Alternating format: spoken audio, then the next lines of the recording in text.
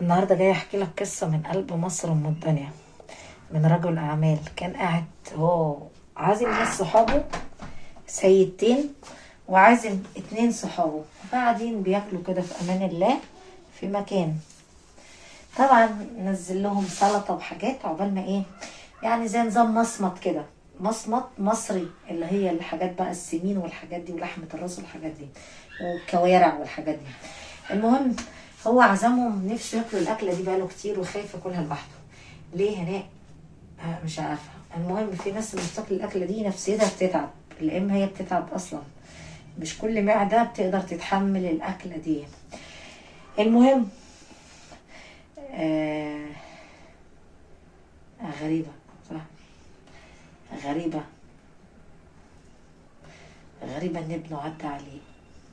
بس اسمع الاول، رجل الاعمال ده طبعا خد صحابه معاه، عزمهم على الأكلة ديت ما بين العصر والمغرب، يعني كان فاضل على المغرب بتاع ساعتين. قال لهم أنا نفسي أدوق الأكلة ديت وعايز أكلها.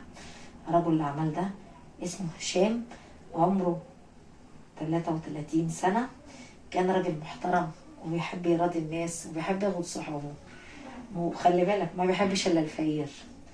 هي في ناس كده، في ناس غنية بس للأسف بتبص لفوق، يعني ما بتبصش على الفقير بالعربي. وفي ناس غنية بتحب البني آدم البسيط المتواضع. قول لي انت من اني واحد فيهم؟ انت الراجل اللي بتحب تعيش الدور على مخاليق الله، ولا الراجل المتواضع اللي بتحب بس الفقراء؟ حتى لو معاك مال قارون، انا بحب الفقير يا هناء. اقول لك برافو عليك، والله انت راجل محترم. والمحترم يا باشا نقدم له تحية واحترام وأدب، لأنه راجل محترم، مش عشان حاجة يعني، لا، عشان أعرف إن أنت راجل أني فيهم، اللي أنت بتحب الغني ولا بتحب الإنسان البسيط الفقير. قول لي برافو عليك يا مدام هناء. السلام عليكم ورحمة الله وبركاته. أكيد وحشتوني، بتوحشوني. الناس اللي بتحب أسطورة العالم العربي يا باشا، على حسب بتحب البرنسيسة الأسطورة هناء هرم مصر، أني شخصية هناء بتمثلها. انت بتحب فيها بنت البلد القلب الطيب، ولا بنت البلد الشرسة، ولا بنت البلد اللي بتاخد حقها من السبع؟ أني فيهم يا باشا وقول لي. فانت لو بتحبني هتنزل تحط لايك وكومنت حلو كده وسبسكرايب وكلمة حلوة تخش الجنة بيها. خلي بالك ايديك هتشهد عليك لو انت شتمتني او غلطت عليا او هنتني. ربك اللي شايفك هو مطلع بكل شيء، شايف قلوب البشر، شايف الناس كلها. حط لي لايك كومنت حلو، وحياة العيون المصرية دي ما تنسى هناء الأسطورة تحط لها لايك وكومنت حلو. شوف مين اللي على الباب. أنا كأسطورة واثقة مليون المية إنما ليا شعب بيحب هناء الأسطورة. شكرا لكل راجل جدع وكل ست محترمة وكل حد بيحبني. موضوع النسوان دي يلا مش مهم، انا واثقه ان مفيش مرة في العالم بتحبني. ليه هناك؟ هو كده دايما النسوان ما بتحبش بعضها، بس ما عدا العبد الله. العبد الفقيرة اللي قدامك دي بتحب نفسيها. ما هي المرة لو حبت نفسيها وواثقة من نفسيها مش هتكره الفرسة اللي زيها. صدق كلامك حلو يا هناء.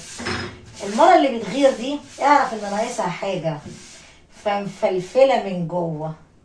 اما انا اسطورة، لقب الاسطورة ده لا، امبراطورة برنسيسة. شفت خدت حتى لقب الامبراطورة خدناه. يا شكرا يا رب. والله انا بشكر ربنا، والله بشكر ربنا لانه حبني وعززني. بيقول لك من حب ربه فحب فيه الناس، ومن كره ربه يا ملائكتي كرهوا فلان ابن فلان. العالم كلها لازم تكرهه. عرفت كده يا بطل؟ فالحب ده يا باشا مش من، يعني انت ما بتحبنيش كده من نفسك، لا لا لا لا يا باشا، ده من حبني ربنا وعززني فحب فيه عباد الله. وارجع اقول لك الرق على النظافه، الرق على القلب الابيض اللي عامل زي البلسم. ما هو لوما قلب القشطه ما كانش واحد زيك حبني، ولوما انا ماشيه راجل وبرده وجابني راجل ما كانش فيه ذكر زيك حبني. ونوم هنلاقي الاسطوره معلمه عليكم برضو، ما كنتوش حبيتوني. لان نرجع تاني نقول الرخيص ملوش تمن. الست كل ما بتكون رخيصه محدش بيدور عليها لانها رخصت. الله اكبر عليك يا برنسيسه هنيه، الله اكبر. شمعتنا ايده. عرفت يلا؟ عرفت الرخيص ملوش ايه؟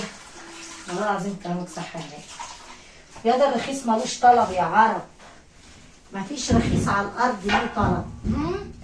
بعدين الست الرخيصه معروفه يلا، ملهاش طلب يا ايه. انزل يا عرب. كلامك صح يا برنسيسه هنيه. كل ما الحاجه كل ما يكون تمنها عالي، كل ما يكون البني ادم وزنه خف كده كل ما يكون عالي تمنه. لان الرخيص ملوش طلب. كل ما الست تكون محترمه محافظه على نفسها كل ما العالم بتدور عليها. الرخيص ملوش ايه؟ الرخيص خلاص ملوش مكان. صدقي بالله يا بنتي يا هناء، طول عمرك اسطوره. ما انا اسطوره غصب عنك. فكل واحد بقى يلم نفسه ويدور على حته يلعب فيها بعيد عن الاسطوره. في ولد حشر نفسه كده عندكم في الكوميد اسمه ياسر. ايميله كاتب الاكاون ياسر على اليوتيوب، بحشر نفسه في اللي ملوش فيه. طلعني من دماغك يالا عشان انا مش فاضيالك. ما ببصش على العيال اللي زيك. هاي ويا ريت توفر الدعم اللي بتدعمه على نفسك. تلاقيك يا عيني مسكين متغرب يا عيني وسايب ولادك ومراتك. اصرف على زوجتك وعيالك. احنا ما مستنيين اموال منك، ما تدعمنا يالا عشان احنا مش مستنيين حاجه. لم المزبله ولم اموالك ولم الكام جنيه بتاعك. اكيد هو فاهمني عشان هو مصري.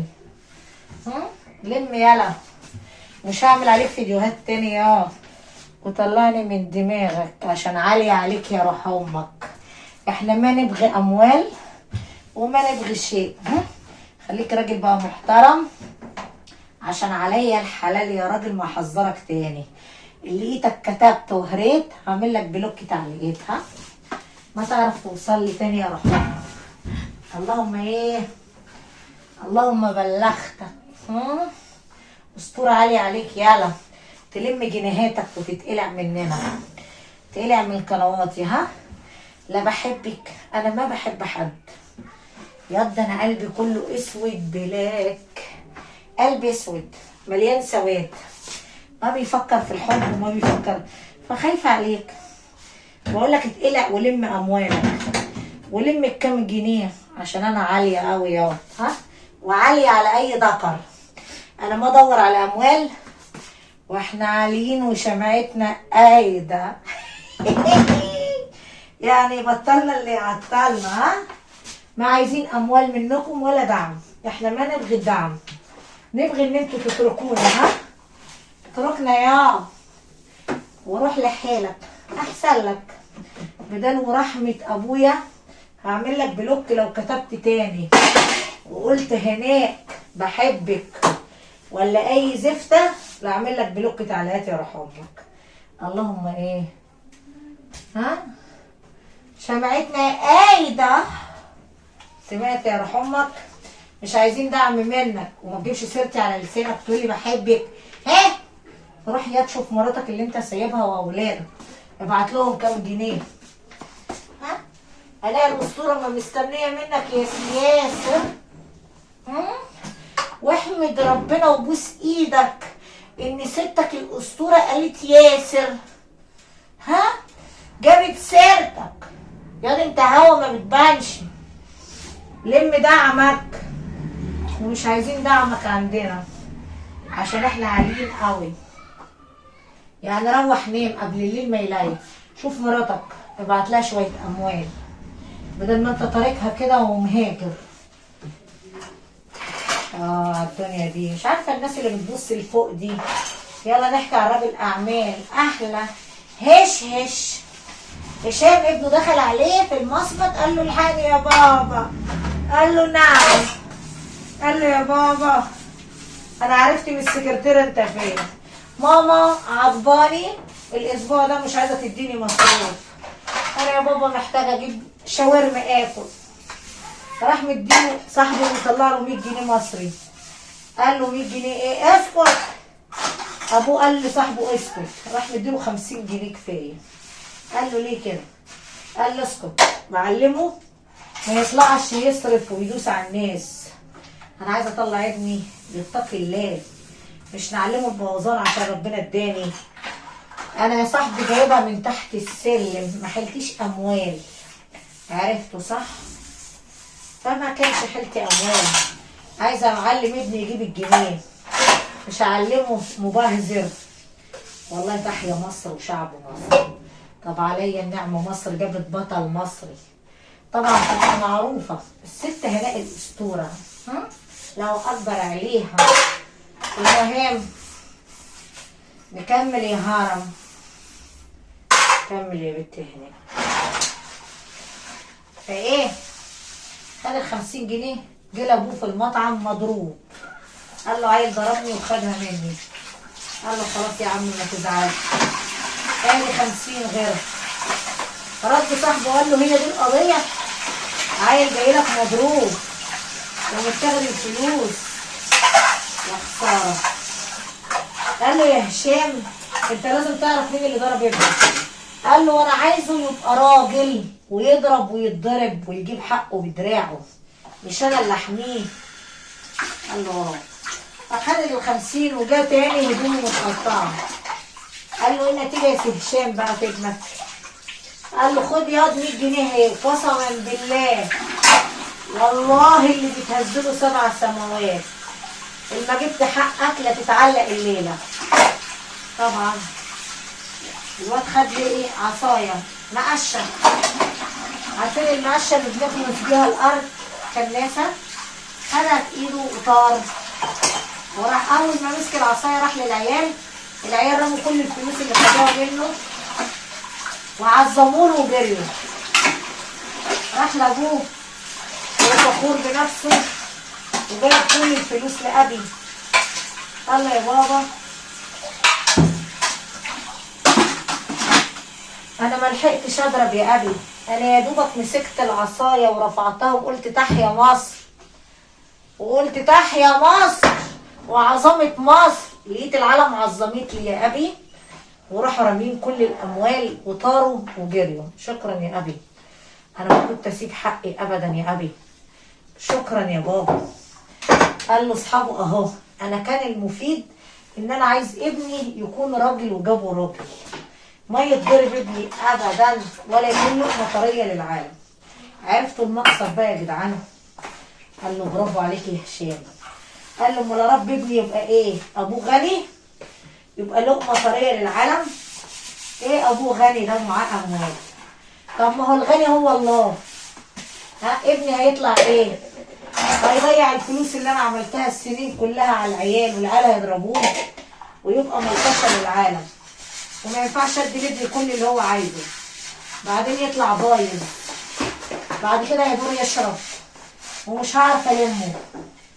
طبعا الراجل رد قال له برافو عليك، برافو عليك يا هشام. احلى مصر. قال له ايوه. قال له برافو. ايه رايكم يا حلوين؟ والله هناء تحيا واسطوره هناء. بس كده هي دي الكلمه اللي انا عايزاها اسمعها منك. تنزل دلوقتي في التعليق وتكتب كلمه واحده. ايه هي؟ تحيه لشعب مصر كله، لان مصر جابت بطل واحد، بطل على السوشيال ميديا، ان هي هناء الاسطوره اللي مش رخيصه واللي مش باعت نفسيها. انا بكره الضعف. ما بحب الانثى اللي بتعيط. انا بكره الضعف، بكره الست الضعيفه اللي ايه؟ اللي بتعرف الناس ان هي بقت ضعيفه. لا، ما تحسس الناس ان انت ضعيف، وما تعوز تبكي ما تعرفش الناس وما تورهمش دموعك، لان هم مش هيحوشوا عنك او هيطبطبوا عليك، بالعكس دول هيشمتوا فيك يا صاحبي.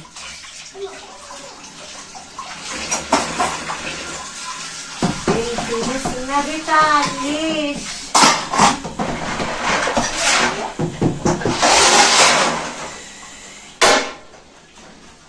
يا رب ريحني واقبل توبتي يا رب.